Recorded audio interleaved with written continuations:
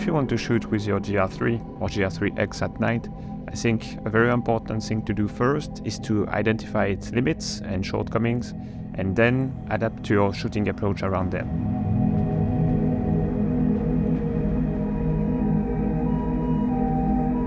The GRs are APS-C sensor camera, and I think we all agree that it's awesome to have such a big sensor in a tiny camera body that can fit in a pocket, but APS-C sensors are obviously smaller than full frame, so they are gathering less light. They tend to be less good at high ISO, so we don't want to push it to crazy high values. I'm someone who doesn't mind having some noise in a picture, if it allowed you to take it as sharp as you wanted. Blur is good, but only when there is a creative intention behind it.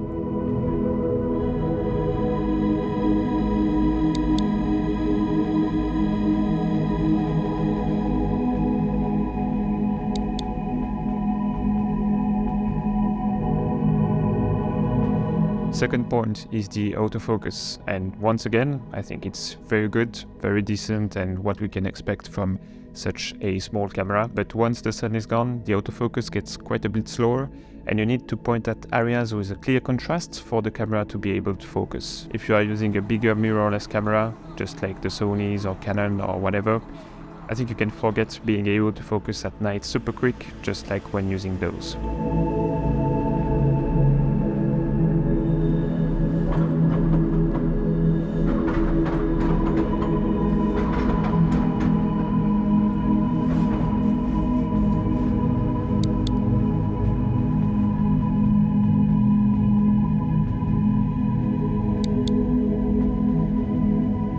Then about the lens, we have very good sharpness and clarity, all the way from 2.8 to f16.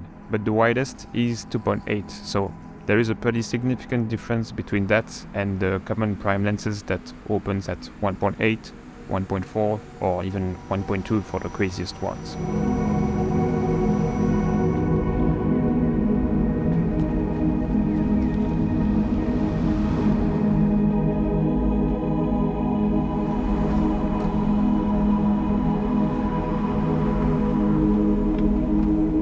Now we know the limits of the GRs, it is time to dial settings around those. For sure we would love having a faster autofocus, better low light performance and a faster lens, but having limitations is a good start to spark some creativity. So many people, me included, love shooting with prime lenses because it forces you to work with that only focal length you have. It is the same with the settings. We won't be able to take some portraits of moving subjects in the street, but we have so many other possibilities to explore and try being creative with. At night, unlike daytime, I shoot shutter priority mode 99% of the time. Because of the low light, the camera will almost always go down to the widest aperture, 2.8, so the setting that will have a bigger impact on the final image is the shutter speed. Choosing that mode will allow you to quickly change it at the tip of your finger with the upper dial. With the wide field of view of 28mm and the shake reduction mode on, you can easily get down to a tenth or even half a second if you are holding your breath. But then, if you have a moving subject, they will be blurred,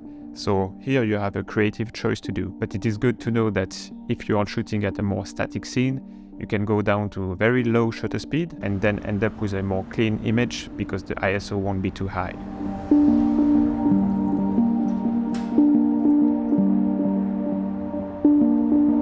Looking about the ISO, call me lazy if you want, but I use Auto ISO. It is working perfectly well and it gives you more headspace for creativity when composing, rather than having to think about it all the time. I set it at 3200 for the max ISO value. At night I'm using the shutter priority mode, so here the minimum shutter speed can be ignored.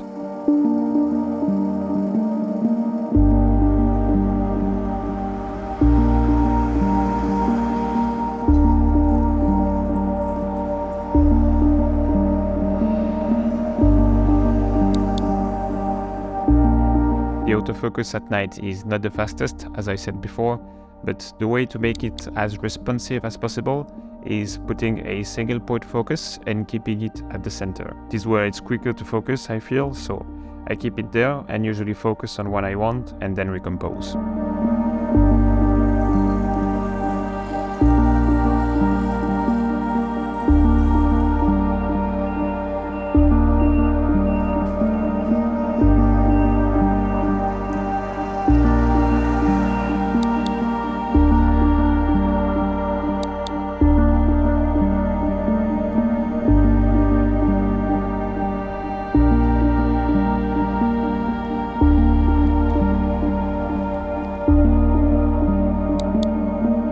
shake reduction is also a setting that can impact a lot your night shooting experience. I keep it on most of the time because it allows us to go down to slower shutter speed, which leads to lower ISO value and then a cleaner image.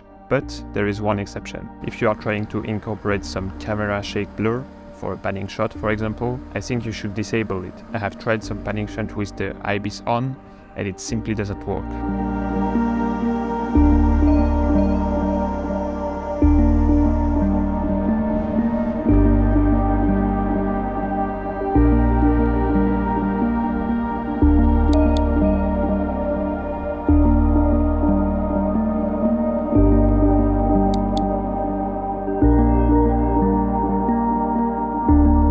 So I guess by now you understand that shooting with a GR at night will be a slower experience than shooting at daytime or a bigger camera. So to make it even more fun and actually more efficient, I set my buttons in a way that I can easily lock focus and exposure and then wait for the scene to be just like I want. I disable the focus with the shutter and set it to the FN button. Then I also set the exposure lock on the ISO button, the left one on the spinning wheel. This let me focus, point at something for an exposure, lock it, and finally recompose how I want. Then I wait if needed and shoot.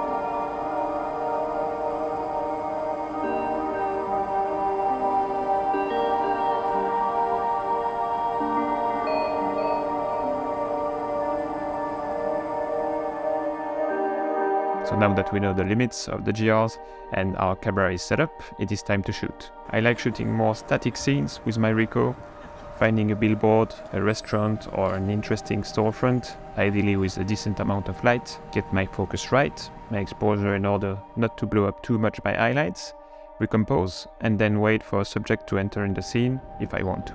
A picture of the said storefront or whatever can also be really good. I really also like this kind of more atmospherical shots.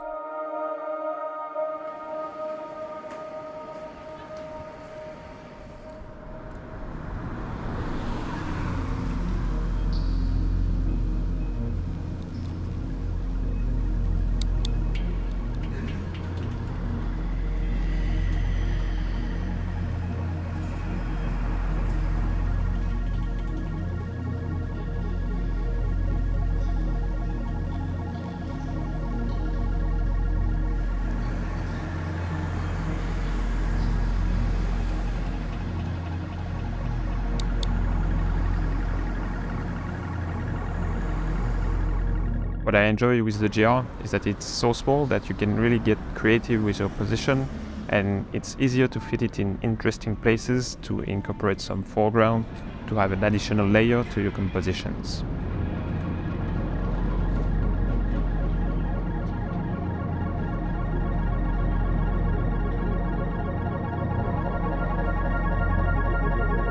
Another way to be creative is to incorporate some blur, either in the form of a panning shot or just some handshake blur. For that, I would highly recommend you to disable the shake reduction. As I said earlier, the IBIS would be trying to go against the intentional blur, so it can result in some weird images. I'm not here today to teach you about panning shot, but usually I set my shutter speed around a 20th or a 10th of a second and keep trying and trying until I get the right rhythm.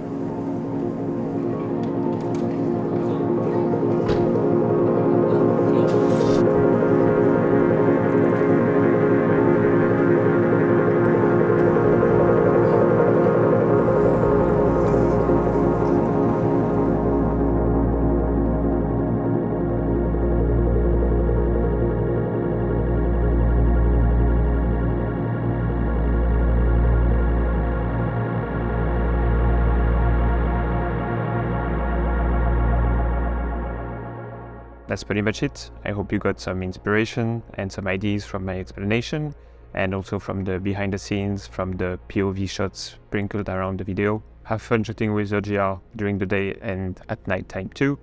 And yeah, I look forward to reading the comments, and let's catch up in the next one. Bye.